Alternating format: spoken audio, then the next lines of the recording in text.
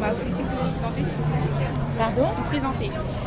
Alors, je représente une association qui s'appelle Mémoire des résistants juifs de la MOI. La MOI, c'est la main-d'œuvre émigrée.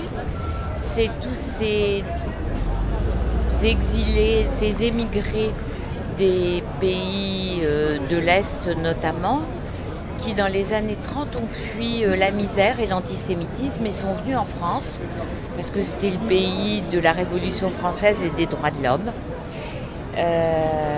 Ils se sont installés en France et quand le nazisme a pointé son nez, eux, ils ont très vite compris, parce qu'ils avaient vécu ça, ils avaient subi des pogroms dans leur pays d'origine. Donc ils se sont vite regroupés et ils ont commencé à résister. Ils se sont regroupés dans ce qu'on appelait la main-d'œuvre émigrée et qui les regroupait par section de langue.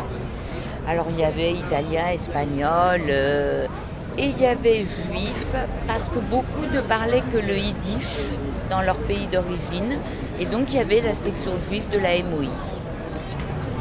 Et dès le début de l'occupation, ils ont résisté, alors de façon civile, en distribuant des tracts, en collant des papillons, en mettant des inscriptions sur les murs. Et puis, un peu après, dans la lutte armée contre les occupants. C'est des gens qui étaient en première ligne parce que juifs, souvent communistes, ils avaient toutes les raisons d'être traqués par les Allemands, internés, déportés, exterminés.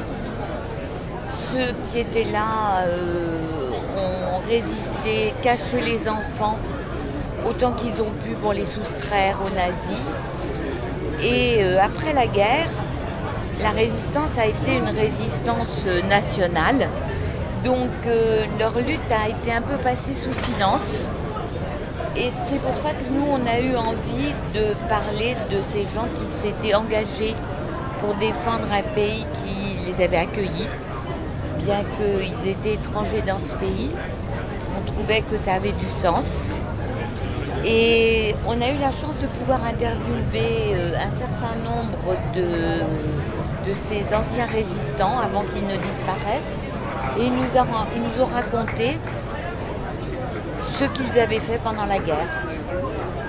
Et là, on est en train de faire un musée virtuel, toujours sur le même thème, pour que cette histoire ne tombe pas dans l'oubli. Alors, vous, personnellement, qui vous êtes Alors, qui je suis, moi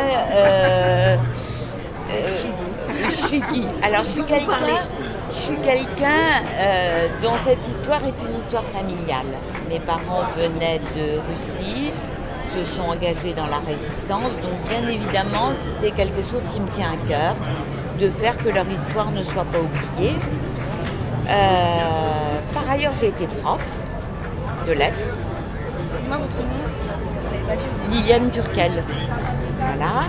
Qu'est-ce que je peux vous dire d'autre? Et ben voilà, j'ai envie que cette histoire ne soit pas oubliée pour que plus jamais ça ne puisse revenir. Et ça n'est pas si simple en ce moment. D'autres questions? Votre fonction dans l'association? Je suis chargée de la communication. Alors, est-ce que vous pouvez peut-être, pour la communication, vous avez pensé aux réseaux sociaux pour les jeunes gens, les comptes Instagram? Alors, on n'est pas sur Instagram, on a un site avec notre association. Oui, le musée, il va être sur Internet. On avait pensé au départ faire un musée physique, on fait un musée virtuel, précisément pour votre génération.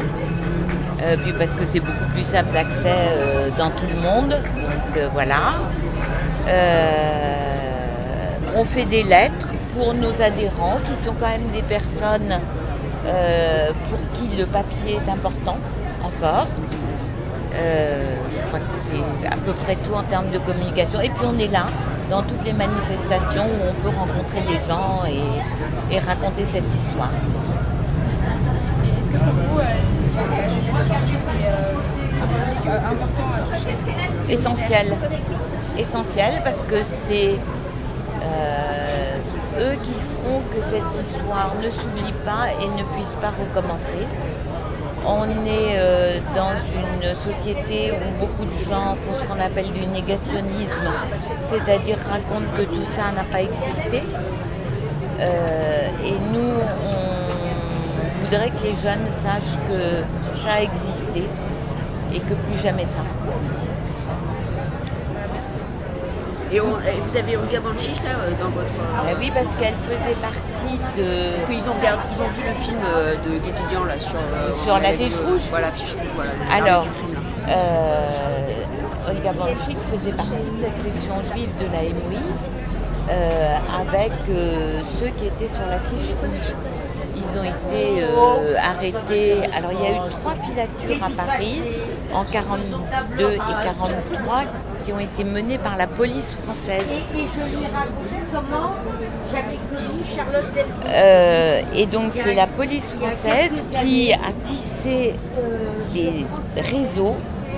Et il y a eu 3 réseaux. Le dernier, ça a été celui de la fiche rouge. Et ils ont démantelé, ou tenté de démanteler au maximum, cette résistance. Oui.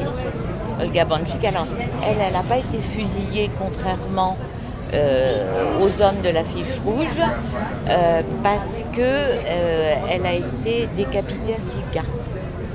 On ne fusillait pas les femmes, on les décapitait. C'était un traitement de faveur entre guillemets. Et